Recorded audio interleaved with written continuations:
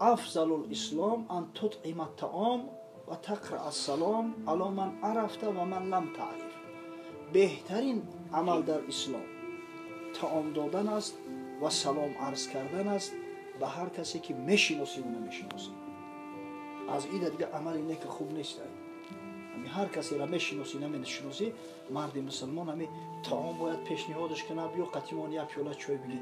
ولی همین سنت پیغمبر از در بین ما قدر مروج است الحمدلله. و آدم هم میشناسی نمیشناسی سلامش بده وقتی میبینی که برادر مسلمان است. بهترین عمل همین است.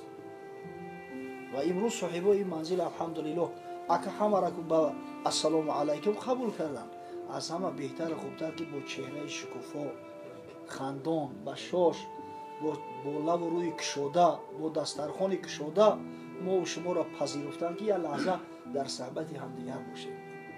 حضرت صلی الله علیه و سلم میگفت تبسمک فی وجه اخیک صدقه. همین تبسم کردن در روی برادرت صدقه است. ببینید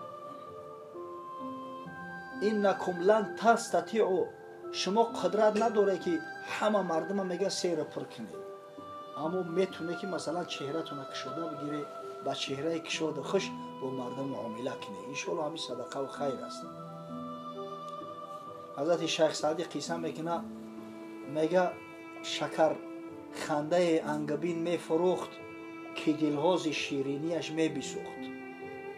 یک جوان عسل فروخته است، همین در لبش تبسم با سخنای شیرین خوشرو، اگر میگه عسل ای شیرینی را حلق بسوزونه، گپای شیرینی هم آدم، مقصد همون تبسم شیرینش دل آدم هم میسوزونه. گر او زهر برداشتی فی المثل بخوردندی از دست او چون عسل. اگر به همون تبسم و به همون اخلاق خوبش میگه همین زهر میبرداشت، رنگ عسل بود، همون زهری تلخ مردم ای دستش میخوردن. گران نظر کرد در کاری او، حسد برد بر روزی بازاری او. یک آدم قوقی، آدم حسود دید بچه گفتی حسدش اومد، این بیزنسی عسل خوب بود از اون ما نفهمیدیم. همین در بلاش و همین خریدار اختست دهید اما آدم هم. دیگر روز بشد گرد گیتی دوان، عسل بر سر و سرکه بر ابروان. روز دیگه همین یک کرسون عسل خریده، در بلوش سرش مونده است که عسل فروشی برمده است. قاش قوقش دم کردگی سرکه را میدونه نه؟ ولی میگیم اکسوس، سرکه اکسوس نیست، سرکه بسیار ترش بشود. او یابلچنی اکسوس بفروشن که اناموش با سرکه شباهت داره. ای اکسوسای خیمیکات دیگه چی ای؟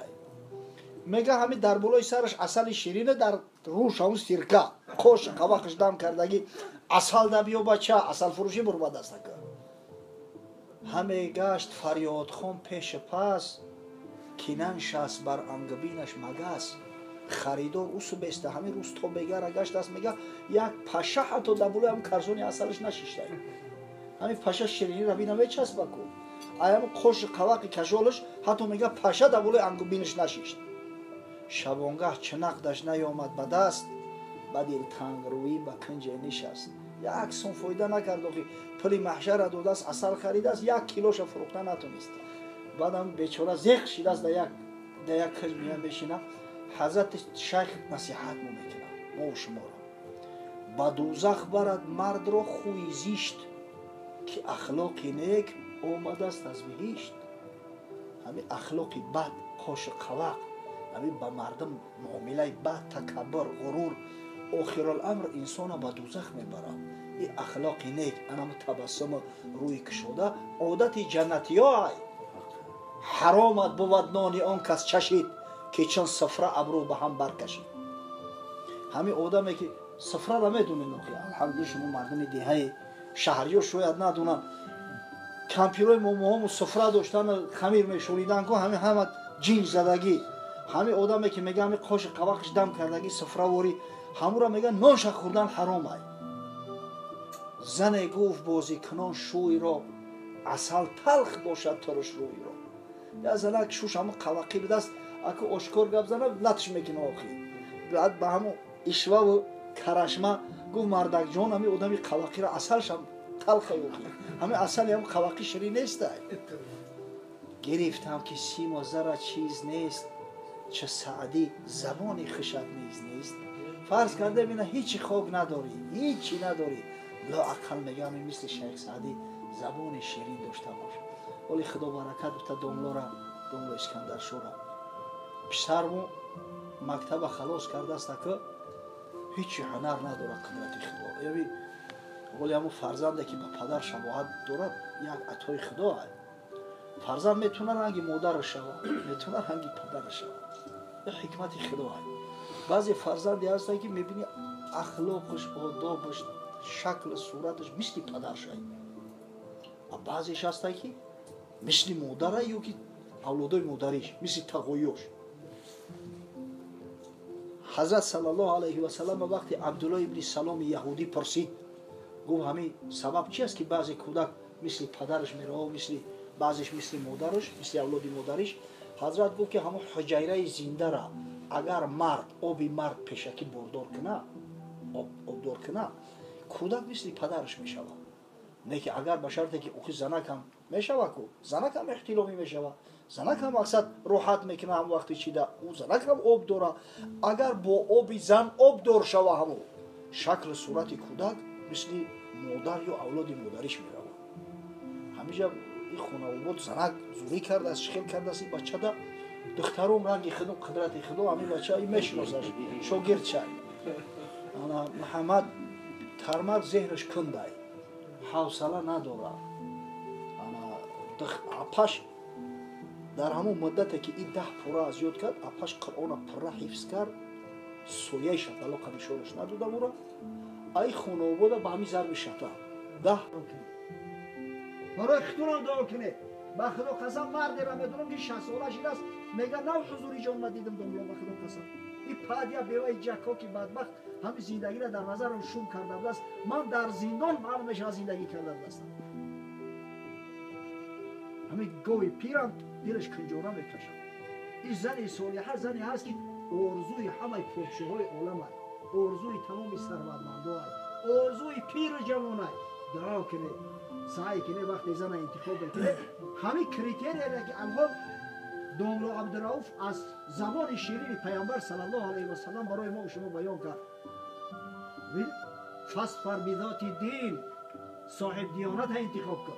میخوای پشیمون نشی، میخوای روسیا نشی، میخوای دیوس نشی، میخوای که رد معرکه نشی، صاحب دیانت انتخاب کن که به خدا قسم تاریخ شاهد و گواه است. هر کسی زن فقط برای حسن جمال یا فقط برای نام نسب پدر یا فقط برای مال و ثروت دنیا انتخاب کرد، در همین دنیا شرمنده شد. همین دنیا در شرمنده شد.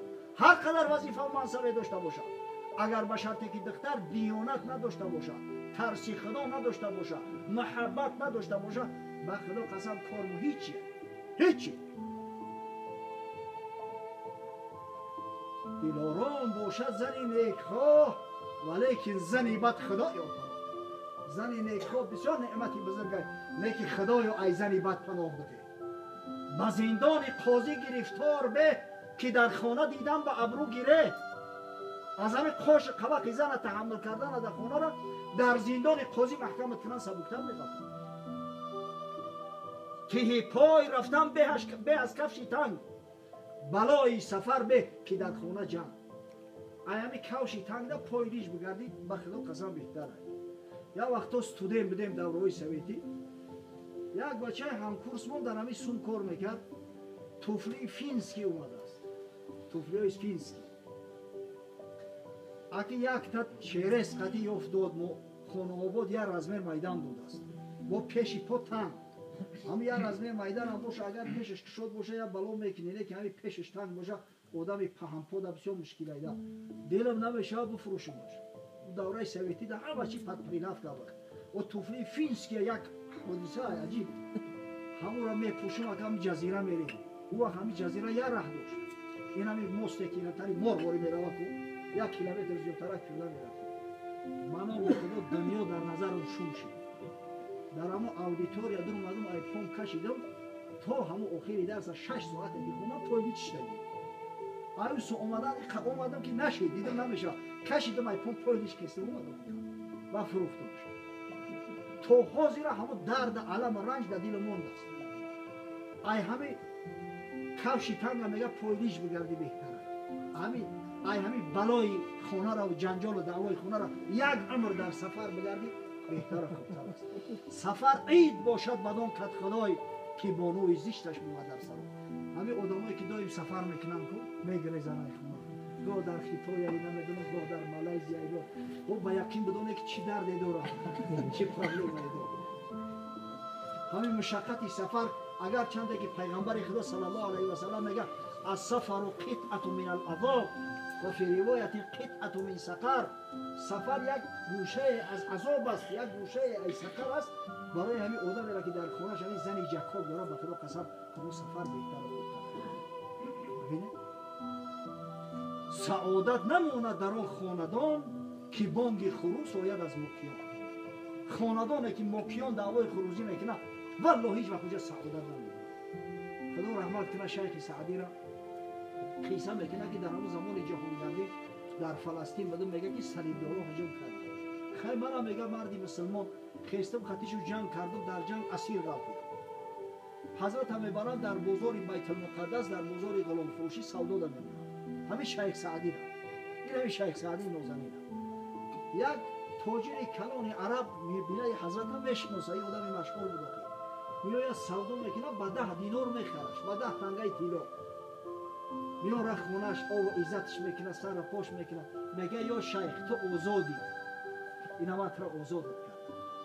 من میگه بسیار میندارم، خدمت کردی. گفت یک خواهشک دارم، اگه التماس هم خواهشی مرا در زمین نگذار. من همین فرزند دنیا یک دخترک دارم، چی میشود که هم دختر ما بگیری؟ میخوام که نوسان رنگی توریه میخیل با عقل و با فراست و خدا ترس و با دیانت به دنیا بیاید. آخی من هیچی ندارم، حوالی خود در بازار غلامی خریدیم، آزادم کردیم. این زن مهر طلب داره، ای کجا میتونه مهر نکرد؟ میگن یک خلطه 100 دیناره را در پیشش موند، 100 تنگه طلا. ببینم مهری دختر. یک خلیه آمده است. این مردک در حقش خلیکی کرده است. دختر هم تا نادیده گرفت. حضرت میگه آخی این شیخ سعدی معلم نصیحت های. تو این روزا نصیحتاش هم میخونیم، دیلام و او میگیره، ایمانام و او میخوره. همین بیچاره یک دهنک یکی نصیحت میکرد زنک، همین کورا این خیلی میکردی بهتر بود. بیوی شتاه میگرده میگه حق پیرخر، تا همه نیستی که پدری من به 10 دینار تو را ای بزرگ خرید، تو با گم میزنی؟ همین قیشکر با وجودی همون قدر تحملی که حضرت داشت، یک روز طاقت نکرد. گفت بله من همون بیچاره هستم که پدری تو به 10 دینار خرید و 100 دینار در تو کثافتی سگ فروخت. شنیدم گوسفند را بزرگ رهانید از دهان چنگ گرگ، شبانگه کارد بر حلقش بمالید، روان گوسفند از وی بنالید که از چنگال گرگم در ربودی، چه دیدم عاقبت خود گرگ بودی. بین تو و گرگ چی فرقه یاقی؟ ای تو هم صلیبدارای نصرانی خوب نبودن؟ بخنم ایجا کیدن. پس انشاءالله خدا برکت بتایی حاجی منصوری ما را که الحمدلله این نیم صفقه ملا را مستن. خطی همین ملا ششتی ملا میشن. جای ششتی که سخن خدا و پیغمبر میگن بخواهی نخواهی انشاءالله در وجودت میدروید. من یقین دارم که این حدیث مخبره و انشاءالله برای شیربچه‌هاش دخترای صالحه، دخترای خدا ترس، دخترای صاحب دیانت انتخاب کرده است. دعا میکنیم که خداوند توسط این عروسا به این خاندان نور و صفا و رحمت نازل کنه. خدایا به ذات خداوندی است و اوصاف به مثل مانندی است. به لبیک حجاج بیت الحرام و مدفون یثرب علیه السلام. پروردگارا به حق پیامبر محبوب محمد صلی الله علیه و سلم که تاکید میکرد که تنکح المرء لاربع، زن به خاطر 4 چیز نکاح میکنند و ما را نصیحت کرد. فاصبر بذات دین تربت یداک، صاحب دیانت انتخاب کن که شرمنده و روسیان میشه، دستت به خاک آلوده میشه. پروردگارا به حق همون پیامبر محبوب صلی الله علیه و سلم به این خاندان دخترای صالحه و نجیبه وارد ساز. از دامان شهریار و اهلیار پروردگارا فرزندای صالح صالحه، عالم عالمه، محب و محبه به دنیا بیار.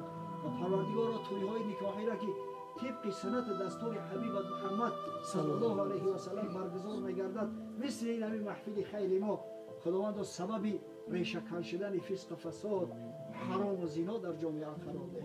سبب زیاد شدن فرزندای حلال زاده و جامعه ساز گردان.